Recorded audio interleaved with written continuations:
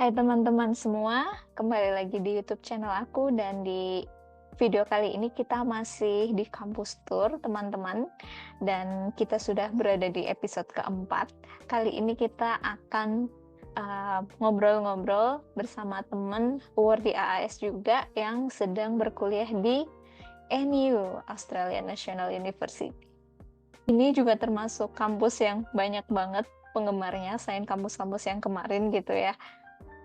Dan semoga informasi dari teman kita yang akan sharing hari ini akan banyak membantu teman-teman untuk mempersiapkan diri dengan lebih baik. Oke, kira-kira siapa pembicaranya? Langsung aja kita sapa Aisyah. Halo Aisyah, selamat siang. Halo, Novi. Ini aku lagi mencoba buka video. Bentar. Oke, udah. Oke, Halo Kak Novi, gimana apa kabarnya? kabar? Kabarnya Aisyah? Alhamdulillah aku baik. Aisyah gimana kabarnya? Alhamdulillah, aku juga sehat. Hmm, Lagi rehat dari studi. Liburan. Sekarang posisi di mana Aisyah? Sekarang posisi lagi di Bandung. Jadi lagi pulang dulu. Libur akhir tahun ya. Libur akhir tahun. Ini Jadi, yang kedua nih dari Bandung, orang Sunda ya. Kemarin oh, udah ada Mas Farama dari Bandung juga. iya. Halo teman-teman yang ada di Bandung. Iya. Hmm, Boleh perkenalan dulu nggak Aisyah? Mungkin biar teman-teman bisa lebih kenal kayak gitu dengan Boleh. Aisyah. Oke, halo teman-teman semuanya. Aku Aisyah Anjani Suhud, bisa dipanggil Aisyah. Asalnya dari Bandung, Indonesia. Sekarang lagi menempuh master di ANU. Jurusannya Master of Environmental Management and Development. Itu ada di Crawford School of Public Policy-nya ANU. Sekarang lagi di semester 2, jadi masih ada 1 tahun lagi di 2025 sampai akhirnya insya Allah selesai studinya. Amin. Semoga lancar-lancar pokoknya sampai akhir ya Aisyah. Amin. Terus nih, sebagai gambaran juga untuk teman-teman yang nanti mau mendaftar, mungkin pengen tahu tentang background pekerjaannya Aisyah, boleh diceritain sedikit nggak Aisyah Oh, dulu sebelum daftar? oke, boleh. Jadi mungkin dari studi dulu kali ya, pas waktu S1 itu sebenarnya aku ambil S1 hubungan internasional. Jadi memang cukup berbeda gitu ya sama jurusan yang sekarang. Nah, tapi jadi setelah aku S1 di hubungan internasional, itu setelah lulus, waktu itu aku ngambil internship dulu di bidang HR. Itu semakin jauh lagi ya, tiba-tiba human resource. Terus setelah jadi intern, baru masuk kerja yang full time-nya itu sebagai project officer di perusahaan private, jadi perusahaan swasta gitu. Bergeraknya di bidang apa? Jadi waktu itu sebagai project officer banyak nanganin project-project development yang hubungannya sama UMKM dan bisnis-bisnis keberlanjutan. Tuh, jadi sustainable business. Nah, makanya dari situ mulai interest sama hal-hal yang berbau lingkungan gitu dan ya lingkungan dan kaitan dengan bisnis gitu. Nah, jadi sekarang ngambilnya di Master of Environmental Management and Development. Oke. Terus kalau boleh tahu, Aisyah ini kemarin tahun 2023 ya berarti, itu daftar AAS yang keberapa Aisyah? Dan boleh diceritain nggak pengalaman scholarship huntingnya? Ya, jadi alhamdulillahnya gitu ya pas 2023 itu baru pertama kali daftar ke AAS. Tapi setahun sebelumnya itu udah sempat nyiapin juga buat daftar scholarship yang sama di AAS. Cuma waktu itu pas lagi udah mulai ngisi-ngisi form, udah mulai nyiapin dokumennya, memang kurang prepared. Jadi udah lewat tenggat waktu gitu. Jadi pas lagi ngerjain tuh, lagi kerjain online, terus tiba-tiba udah nggak bisa ngisi. Tutup. Oh, iya. Tapi itu nggak tiba-tiba ya, sebenarnya kan memang udah ada deadline-nya gitu ya. Jadi kurang prepared waktu itu. Tapi ya gitu, jadi waktu itu udah setahun sebelum udah mulai ngerencanain memang mau daftar ke AS. Itu termasuk juga kayak ngambil IELTS-nya waktu itu, kebetulan waktu itu ngambil IELTS itu juga setahun sebelum. Terus udah mulai sounding ke nyari reference itu juga udah setahun sebelum. Itu sampai akhirnya ya alhamdulillah di 2023 nyoba lagi, terus alhamdulillah lanjut gitu ya ke tahap selanjutnya. Boleh dibocorin dikit nggak Sya, dulu pas di AAS di aplikasinya itu mengangkat tentang apa sih Sya yang akhirnya membawa Aisyah lolos jadi awardee di percobaan pertama? Iya, jadi waktu itu ini aku sambil mengingat-ingat juga gitu ya. Jadi waktu itu memang topik besarnya itu adalah development. Kalau nggak salah itu ada di pilar yang economic stability, tapi aku ngambilnya khusus yang developmentnya gitu ya. Oh itu aku ngambil rural development ya, rural development gitu. Jadi karena aku ngambil rural development, terus waktu itu juga aku coba kaitin dengan pekerjaan-pekerjaan aku sebelumnya.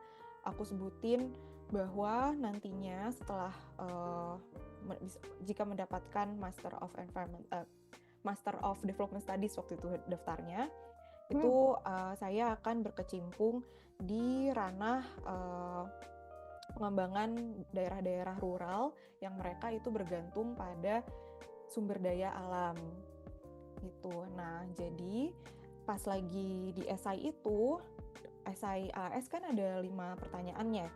Nah, dari pertanyaan pertama sampai pertanyaan akhir itu aku fokus di tujuanku untuk rural development itu.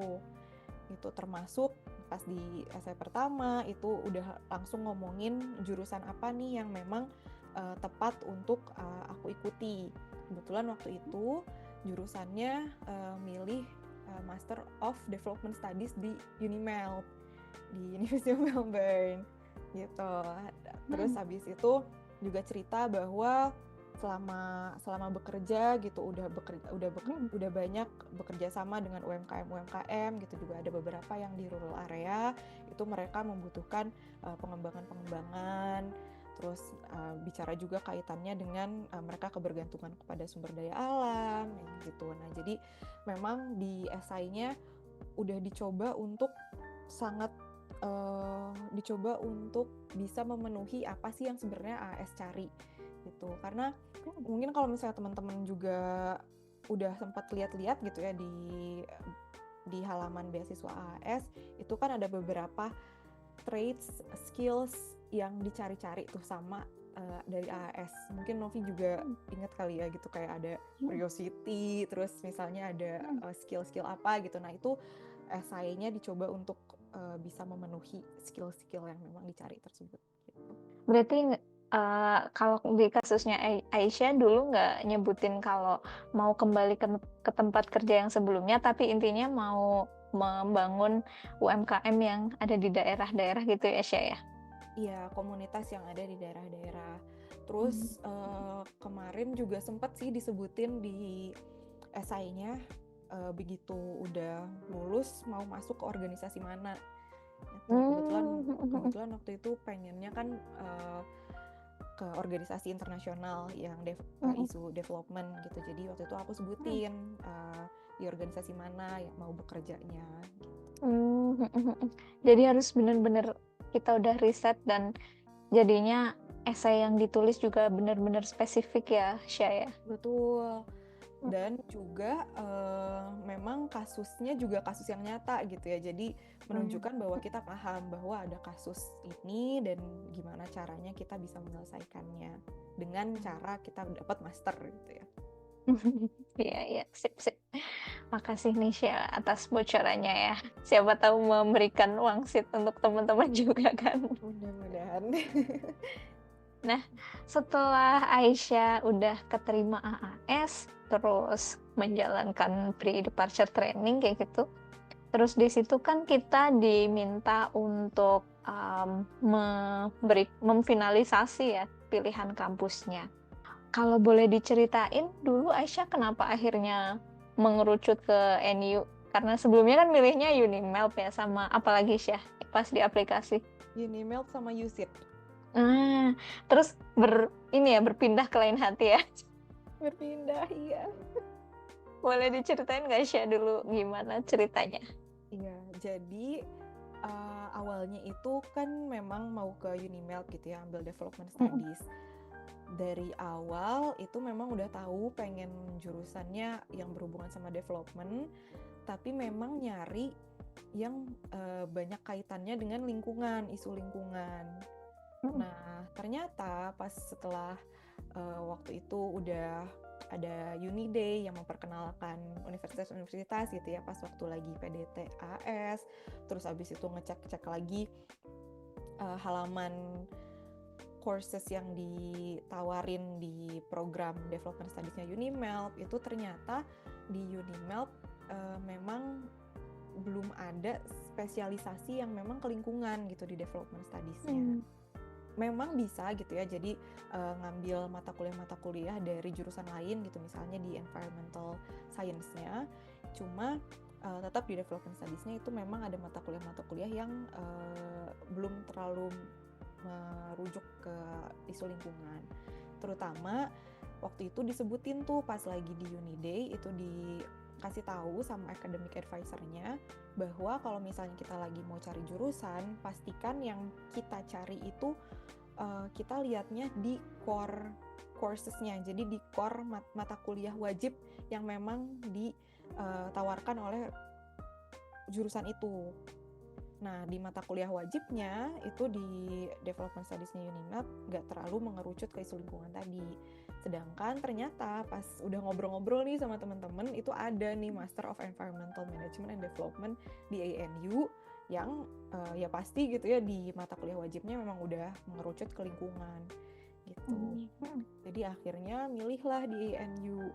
Meskipun kayak itu pun kayak prosesnya cepet banget untuk waktu kemarin aku pindah ke ANU, karena awalnya kan kayak masih ya udah aku nyari-nyari yang lain, terus masih development studies masih pilihan pertama tuh sampai H-2 deadline kita ngirim ke AS. Terus habis itu waktu itu langsung lagi ngobrol-ngobrol sama temen, terus dikasih tahu terus sama Husna, dikasih tahu ini ada jurusan ini nih Syah, kenapa nggak kesini? Terus kayak pas dilihat, oh iya ini lebih cocok, jadi ya udahlah tiba-tiba ke ANU. Padahal aku belum ngobrol juga sama tim ANU pas lagi University Day. Iya. Iya. Gitu, tapi semakin yakin setelah ngelihat mata kuliahnya. Ini nih yang aku cari gitu ya. Iya.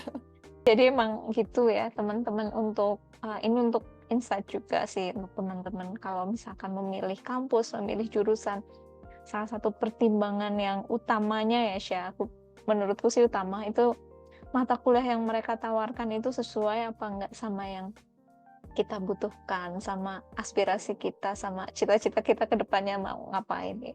Jadinya ya nggak buang-buang waktu juga ya Syah ya, udah 2 tahun ternyata nggak sesuai sama yang kita perlu pelajari kayak gitu. Iya. Nah, terus nih setelah udah memilih ANU, terus Aisyah kan waktu itu berangkatnya di semester 1 2024 ya Syah, berarti bulan Januari ya. Betul.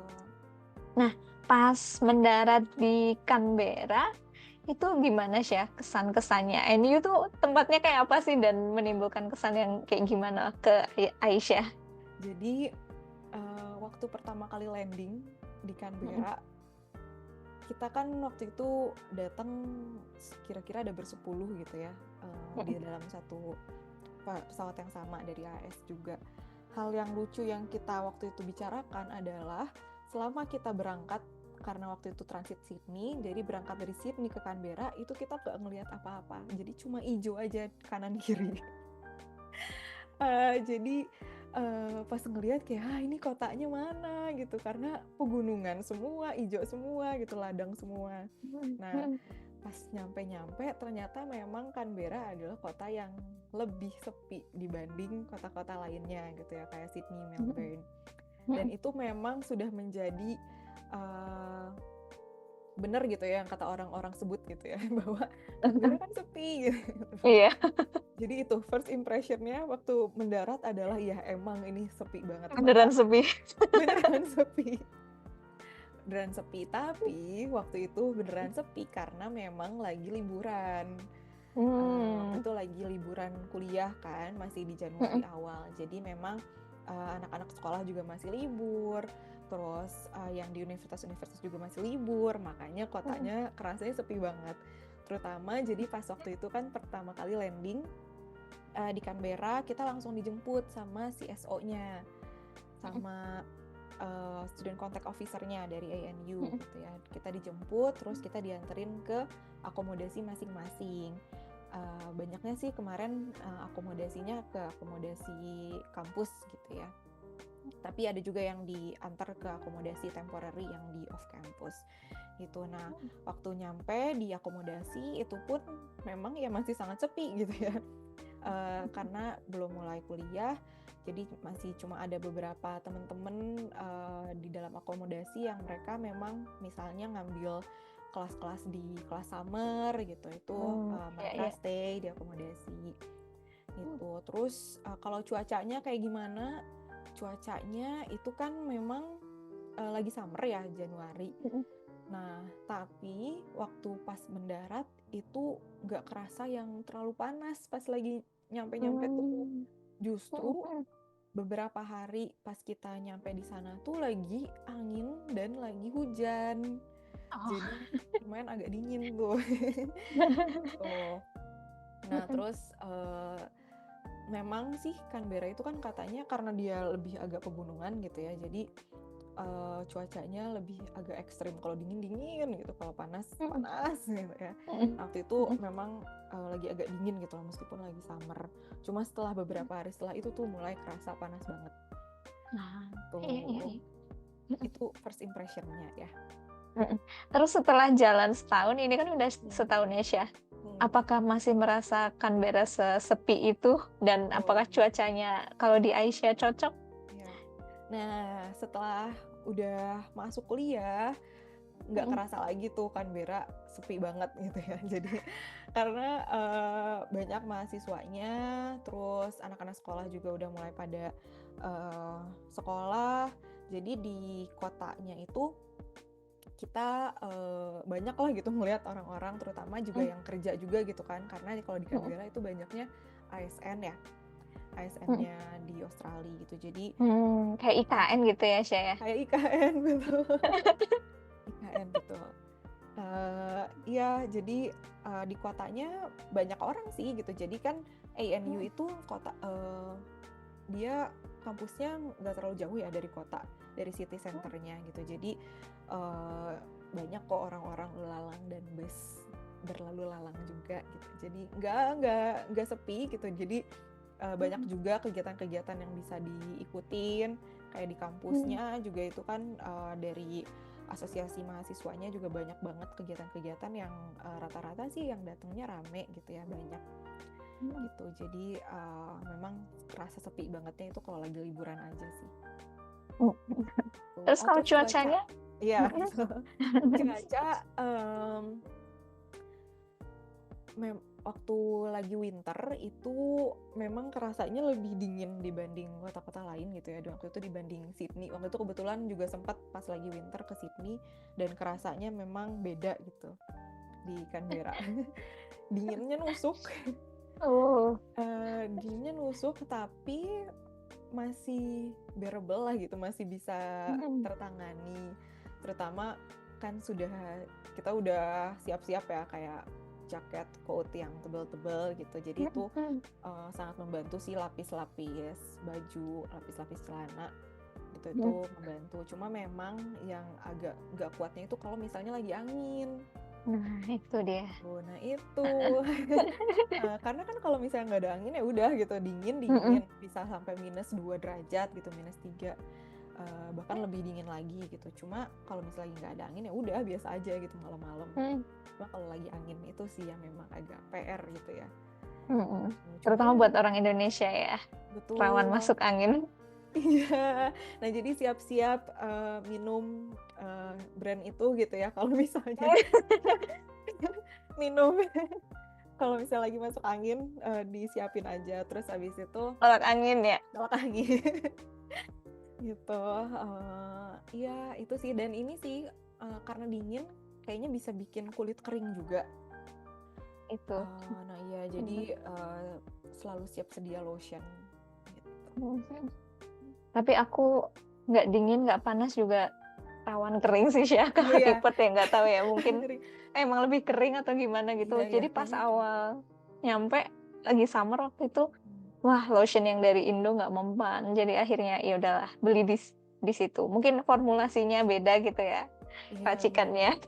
Iya bener, ada yang tokcer banget tuh kayaknya, memang beda sih ya formulanya.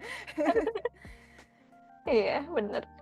Terus nih Syah, Iya. kalau dari segi akomodasi nih, kan penting banget juga ya untuk kita international student kayak gitu, nggak punya terutama yang nggak punya rumah di sana gitu ya.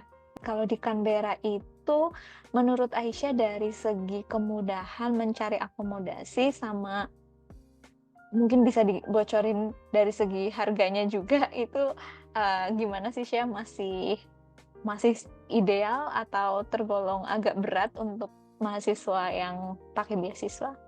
Hmm, iya. Mungkin kalau kesimpulannya dulu adalah menurutku masih cukup ideal. Mmm, Jadi masih bisa ada tabungan gitu, mhm baik on mhm. campus maupun off campus. Nah, jadi kebetulan di tahun pertama ini, aku tinggalnya on campus. Mmm, Jadi on campus itu, dari awal sebelum kita datang, itu kita udah mulai apply ke akomodasi yang ada di kampus. Nah, akomodasinya itu pilihannya banyak. Jadi menurutku kalau misalnya khawatir, nggak dapet sih enggak. Jadi ya insya Allah itu mereka, ada jaminan kalau misalnya kita daftar sebelum tanggal tertentu, itu mereka jamin kita bakal dapat akomodasi on mmm. campus. Cuma memang masalahnya adalah apakah kita dapat ke akomodasi yang sesuai dengan budget atau tidak gitu kan. Iya. Nah, kalau di kemarin akomodasi yang aku dapat dan yang aku pilih, itu aku pilih yang memang, termurahnya gitu ya. Mhm Karena mhm. itu kita, shared accommodation dalam satu bloknya itu ada 10 orang. 10 Mmm, orang itu ada 2 kamar mandi, lalu ada satu kitchen. mhm. Itu, di harganya dimulai dari 280-an gitu. Nah itu yang termurahnya. Terus range yang paling tingginya di akomodasi yang lain tapi masih on campus itu juga ada juga yang kisarannya sampai yang 400-an gitu. Oh. Tapi di, kisaran yang masih 300 itu juga ada banyak gitu ya yang, memang mereka, kamarnya studio, jadi ada kamar mandi sendiri, terus ada dapur sendiri juga itu ada di kisaran 300-an, 350-an. Mmm, mhm mhm. Jadi, Wah, termasuk masih inilah ya, masih oke ya, Syah? ya iya masih masih oke sih menurutku Mhm di mhm on mhm. campus itu, terutama kalau misalnya memang kan udah segalanya, kita datang udah nggak perlu mikir apa-apa ya kalau misalnya on Nah, campus. betul. Mhm. Nah itu kelebihannya on campus itu sih, dan juga Mmm, kelebihannya lagi adalah komunitasnya. mmm, Jadi, mhm. mmm, kebetulan juga yang di akomodasi yang kemarin aku tinggal itu banyak orang Indonesianya. Jadi Mhm kalau kita mhm. misalnya butuh bantuan, terus, misalnya lagi nyari apa gitu sehari-hari, misalnya kita kurang gula, misalnya Mmm. kita lagi kurang nasi gitu, itu biasanya kita suka saling bantu gitu. Terus, sama komunitas, teman-teman yang internasional lainnya juga kita suka suka suka bagi-bagi makanan gitu. Nah itu, Mhm komunitas itu sih yang jadi nilai plus gitu ya dari on campus, dengan harga ya sekitar itulah 200, mhm. ya 270 sampai 400-an. Kalau di off campus itu kisarannya bisa dari mulai 200 sampai ya 200 sampai sekian lah, 400-an juga masih ada gitu ya. Nah kalau misalnya memang kita pinter-pinter sih ya kalau off campus nyarinya tuh, Iya, eee, betul. ya nah, Mmm, biasanya yang 200 tuh memang, masih share juga gitu sama orang-orang lain, mhm. terus, mungkin lokasinya nggak begitu dekat gitu ya sama kampus, tapi ada gitu dan itu bisa didapatkan, gitu. Kalau misalnya di apartemen-apartemen, itu dari kisaran 250 sampai 400 juga itu masih ada, gitu. Jadi, sebenarnya masih cukup affordable sih ya, di Canberra benar, hitungannya gitu. Cuman betul. memang harus kalau di off campus kita harus rajin gitu nyarinya, dan dari awal udah harus ada temporary accommodation dulu. Hmm, Kita dari Indonesia udah prepare dulu kira-kira temporary-nya di mana. Nah, baru setelah itu untuk yang long term-nya kita harus inspeksi langsung ke lokasi-lokasi yang kita inginkan. Nah, itu bisa jadi bahan pertimbangan juga ya, Syah. Harus inspeksi. Terus Betul. kalau di dalam kampus kan, kalau aku sih inspeksinya online waktu itu. Aisyah Ya. gimana? Kalau yang Sama di ya. dalam kampus bahkan aku nggak inspeksi, no. Oh gitu. Iya, jadi uh, kita nggak tahu ya ada harus inspeksi atau enggak. Cuma ya udah kayak kita langsung, karena udah di websitenya itu kan udah ada kayak virtual tour-nya ya. Jadi saya kayak sudah, ya udah dipercayakan saja, kita langsung daftar. Gitu. Ya itu plus minusnya untuk bahan pertimbangan teman-teman yang nanti mungkin mau keluar negeri ke Australia khususnya dalam hal ini gitu ya. Terus kalau misal dari segi fasilitas publik Syah, mungkin kita bisa ngomongin kayak fasilitas kesehatan, terus fasilitas kayak pusat perbelanjaan, atau pusat hiburan dan rekreasi. Itu kalau di Canberra menurut Aisyah gimana Syah? Menurutku di Canberra cukup banyak opsi sih, terutama kalau misalnya teman-teman yang suka museum, teman-teman yang suka ke hiking ke gunung gitu. Nah, itu banyak banget opsinya di Canberra. Terus kalau misalnya aksesibilitas gitu ya dari transportasinya, di Canberra itu transportasinya banyaknya bus. Tuh, jadi ada bus yang memang mereka rute-rute bus yang lebih jarang. Nah, itu biasanya ke tempat-tempat yang memang lebih jauh gitu ya. Nah, cuma untuk tempat-tempat kayak hiburan itu rata-rata dalam jangkauan bus yang memang rutin. Tapi kalau misalnya teman-teman udah pengen mulai nyari-nyari ke kayak pegunungan atau ke alam-alam yang agak lebih jauh, itu memang lebih baik nyari pakai rental mobil gitu. Tapi banyak opsi, karena di banyak opsi hiburan gitu ya selain ke gunung atau ke alam-alam itu, karena biasanya di Canberra itu suka banyak acara dari pemerintah, kayak misalnya Multicultural Festival, terus ada festival bunga, itu sering diadain. Jadi biasanya kalau kita nyari acara tiap bulan gitu pasti ada aja gitu. Terus di Canberra juga ada teater, biasanya untuk teater musikal gitu, itu juga ada. Bioskopnya juga banyak. Pusat perbelanjaan kalau dari ANU itu cuma 15 menit jalan. Kalau naik bus cuma 3 menit, 5 menit gitu udah nyampe gitu. Dan pusat perbelanjaannya itu biasanya juga mereka banyak di suburb-suburb juga gitu. Jadi nggak cuma yang ada di pusat kota yang dekat ANU aja gitu. Oke. Kalau kayak layanan kesehatan gitu Syah? Oh iya, layanan kesehatan. Layanan kesehatan itu di ANU sendiri mereka punya klinik. Kliniknya bisa untuk klinik kesehatan jasmani gitu, ataupun kesehatan rohani gitu ya. Ada health and well-being centernya. Nah, tapi memang kalau yang di ANU itu kita butuh untuk booking biasanya beberapa minggu sebelumnya. Tuh. Nah, tapi di luar kampus juga ada beberapa klinik-klinik yang bisa didatengin. Klinik-kliniknya memang kalau di klinik-klinik kan banyaknya itu nurse ya gitu, jadi bukan dokternya langsung. Jadi biasanya kalau misalnya kita ada kebutuhan bisa ke klinik, nanti dicek sama nurse-nya. Kalau misalnya ternyata memang butuh tindakan lebih lanjut, mereka bakal ngerujuk kita ke rumah sakitnya gitu. Kalau rumah sakit dari ANU itu ada yang bisa pakai bus. Jadi sekitar berapa menit ya? Kayak 10 menitan itu udah nyampe. 15 menit lah, 15 menit nanti udah nyampe rumah sakitnya gitu. Atau juga aku juga lupa tadi nyebutin, di Canberra juga ada tram, jadi nggak cuma ada bus, ada tram juga. Memang ada yang masih dibangun tramnya gitu, jadi sekarang cuma dari sentral sampai ke paling utaranya Canberra aja sih tramnya gitu. Cuma kalau misalnya mau nyari-nyari ke klinik gitu juga itu bisa ada yang lewat akses dari tram. Terus setelah Aisyah, kan ini berarti Desember ini udah genap setahun gitu ya?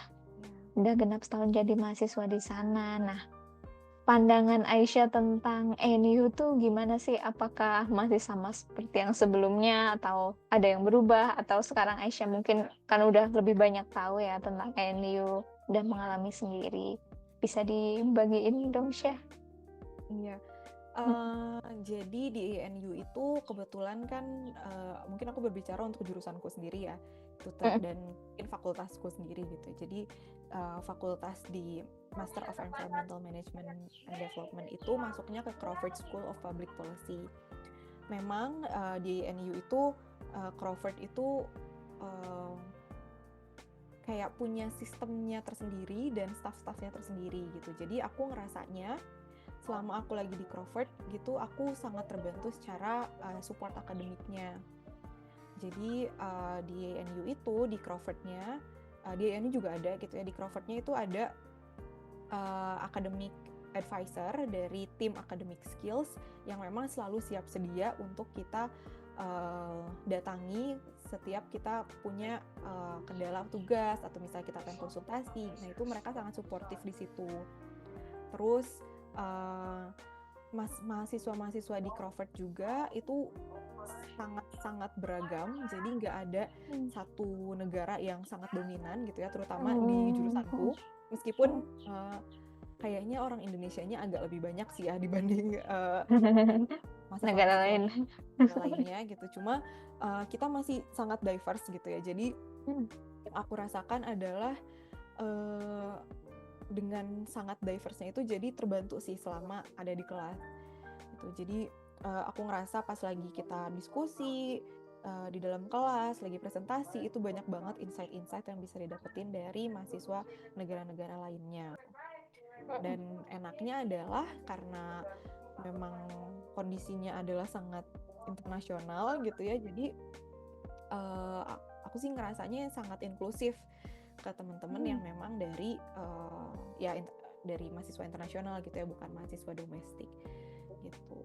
Jadi kita juga bergaulnya gampang gitu sama mahasiswa internasional dan mahasiswa domestiknya gitu, karena anggapannya ya kelihatannya sama gitu kan semuanya. Dan juga kebetulan di jurusanku juga aku ngelihatnya bahwa banyak dari mahasiswa-mahasiswanya tuh memang mereka yang udah profesional level atas di negaranya gitu. Oh, jadi ini ya orang berpengaruh ya, Syah? Orang berpengaruh, betul. Jadi aku ngeliatnya kayak, wah aku banyak banget dapat ilmu yang bisa didapetin dari sesama mahasiswanya gitu. Jadi ada juga temanku yang dari Fiji gitu, dia udah level atas banget lah di kementeriannya gitu, di pemerintahannya itu. Jadi menyenangkan gitu di kelas gitu. Itu secara akademiknya, akademik supportnya juga bagus. Terus kalau standar penilaian memang cukup bersaing gitu ya. Untuk penilaiannya ada beberapa dosen-dosen yang cukup sulit ngasih nilainya gitu. Cuma begitu kita dapat nilai yang bagus gitu kan, jadinya puas banget. Jadi lebih ini ya, iya, lebih greget ya. Lebih greget, betul gitu. Jadi workload-nya juga memang cukup banyak sih ya untuk di kelas gitu. Cuma tadi karena ada academic support-nya itu ya cukup terbantu gitu ya. Oke. Wah, menarik sih kalau tahu itu ya. Maksudnya di kelas aja tuh kita udah bisa networking dengan teman-teman dari banyak negara, terus nggak ada yang terlalu dominan. Itu juga menurutku jadi poin plus ya, Syah. Soalnya kalau misalkan kita dengar dari teman sekelasnya dari satu negara semua kan juga pandangannya mungkin hampir-hampir mirip. Tapi ketika ada yang mungkin dari Afrika, ada yang orang Asia Timur, ada yang Asia Selatan, ada yang orang Australia, ada yang orang mungkin Eropa kayak gitu kan, Jadi kita dapat gambaran yang lebih luas juga. Wah, itu Oh, keren sih, Syah. iya. Nah, tapi memang beda jurusan mungkin beda cerita gitu kali ya. Iya, benar Iya. benar. Jadi kebetulan di jurusanku seperti itu gitu.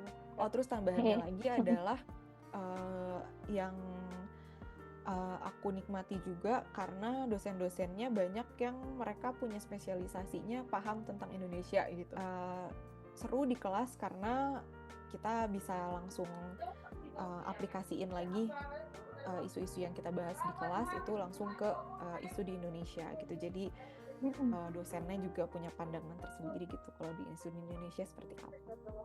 Iya, soalnya cukup dekat sama Betul. Indonesia juga ke Australia hitungannya ya, Syah. Iya. Terus selain tadi kan Aisyah udah nyebutin support dari segi akademik gitu ya, Syah. Ada academic advisor, ada apa segala macam tadi dari dosennya juga suportif. Nah, selain itu ada support-support lain nggak sih, Syah, yang kira-kira bakal kepake banget buat kita sebagai international student di ANU? Ya, jadi selain support akademik, ANU secara keseluruhan juga mereka punya support untuk karir.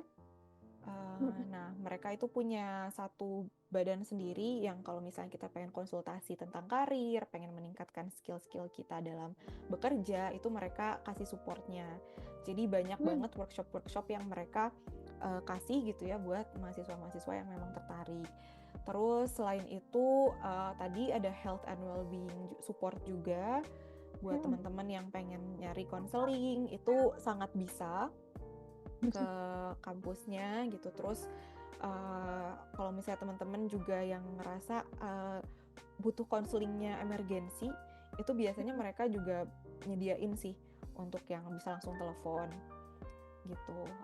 Terus selain health and well-being juga secara finansial, setauku juga di ANU itu banyak scholarship yang bisa kita coba, termasuk juga kalau misalnya lagi ada grant atau fund gitu buat project-project riset kita gitu misalnya, atau project-project yang perkuliahan, itu banyak banget funds dan grants yang bisa kita apply dan kita cari gitu. Terus selain itu buat mahasiswa-mahasiswa yang kita kan agak sulit mungkin ya untuk ngatur budget makan, itu mereka ada nyediain setiap hari itu udah mulai ada free lunch. Terus kalau free breakfast itu juga selalu ada, disediain oleh BEM kampusnya. Terus Tiap hari, Syah? tiap hari ada free breakfast ya. Wow, menarik. Iya, menarik. Cukup membantu. Cukup membantu sih itu. Lumayan lah ya. Ya sereal dan roti-roti. Cuma kan buat breakfast mengganjal perut ya. Iya. Nah, terus mulai dari semester kemarin itu mereka juga udah mulai ada free lunch. Tapi aku kurang tahu ya itu setiap hari atau seminggu sekali. Cuma itu ada. Dan memang harus ngantri sih ya. Cuma itu bisa gitu ya diakses. Terus juga mereka punya free groceries. Itu setiap beberapa kali seminggu. Dan itu sangat-sangat membantu sih buat teman-teman mahasiswa gitu yang butuh secara finansial gitu. Yang free groceries itu bisa untuk semua mahasiswa atau ada ini tertentu sih? Misalkan kita harus daftar dulu atau gimana? Enggak harus. Jadi bisa untuk semua mahasiswa, tinggal ngantri aja. Tinggal bawa tote bag, ngantri, nanti bisa ngambil groceries. Bisa langsung dapat bansosnya ya. Iya, dapat bansos. Benar. Terus waktu itu juga sempat ada yang gede-gedean banget groceriesnya, mereka kerja sama siapa gitu dari luar. Itu groceriesnya banyak banget dan ya bisa langsung kita ambil sebanyak-banyaknya. Cuma tetap mindful ya dengan teman-teman yang ngantri lain juga. Itu kayak semacam dapatnya kayak beras, sayur, kayak gitu atau apa sih ya kalau di NU? Biasanya susu, roti, ada buah-buahan juga, sayur. Ada lagi yang mau ditambahin sih? Itu sih untuk support ya. Menurutku untuk sebagai anak internasional, anak beasiswa itu banyak sih yang bisa kita reach gitu ya di kampus untuk dapat support. Oh, dan terutama support dari akomodasinya juga, biasanya itu kalau yang di on campus itu juga banyak gitu support yang dikasih dari akomodasi. Terutama pas lagi waktu semester awal kemarin aku datang di akomodasi, itu mereka juga punya free food yang bisa kita ambil bisa kita ambil langsung di common room akomodasinya. Dan kadang-kadang itu tuh isinya adalah daging, terus daging kebab yang udah dimasak, itu bisa kita ambil gitu. Jadi macam-macam yang bisa kita akses di akomodasi juga gitu supportnya. Tinggal kita pinter-pinter nyarinya aja ya, Syah. Betul. Terus kalau dari segi ini nih, Syah, Aisyah pernah ketemu atau pernah ngelihat orang yang mungkin secara fisik udah langsung kelihatan, oh ini ternyata di NU ada nih mahasiswa disabilitas ya, walaupun disabilitas itu sebenarnya nggak harus yang fisik juga sih, ada yang lain juga. Cuman kalau yang lain kan nggak semua orang bisa tahu gitu ya, Syah. Jadi mungkin yang lebih gampang diketahui yang ini, yang fisik atau sensorik. Aisyah pernah ketemu atau pernah lihat nggak teman-teman disabilitas di NU, dan apakah menurut Aisyah di NU itu kampusnya udah cukup inklusif dan aksesibel untuk teman-teman yang disabilitas? Mungkin kalau misalnya langsung berinteraksi ada temen gitu belum ada, Mm-mm. Nov. Mm-mm. Cuma waktu itu mungkin sekali aku pernah ngeliat yang memang pakai kursi roda. Terus abis itu temenku juga ada yang dia datang-datang kondisinya adalah kebetulan waktu itu lagi baru aja kecelakaan gitu, jadi sehingga kakinya itu nggak bisa bergerak bebas. Nah itu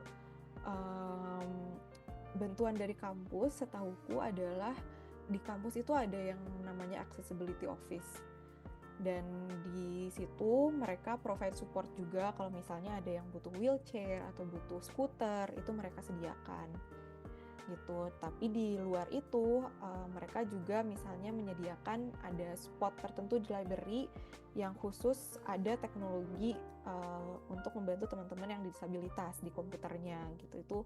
Itu tersedia gitu. Selain itu mereka juga ada support untuk carernya, terus support untuk teman-teman disabilitas yang memang beragam gitu ya, tadi yang kata Novi sebutkan juga ada yang memang terlihat dan tidak terlihat gitu. Dan setauku mereka cukup suportif sih untuk teman-teman yang disabilitas itu. Cuma memang kalau untuk yang bertemu secara langsung itu kebetulan belum pernah, Novi ya.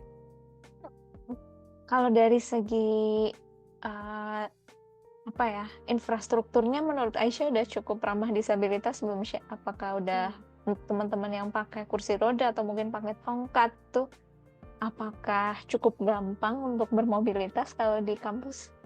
Iya, kebetulan karena Canberra juga salah satu kota yang ramah untuk misalnya untuk pesepeda gitu ya dan untuk pejalan kaki. Jadi banyak area-area yang memang itu sangat aksesibel untuk dilalui dengan kursi roda gitu. Jadi mereka juga ada building-buildingnya juga udah ada liftnya, terus udah ada ramp itu ya yang ini ya yang buat kursi roda Yang gitu. landai. Iya, yang landai itu juga udah ada. Terus di beberapa gedung aku lihat ada simbol-simbolnya juga ada.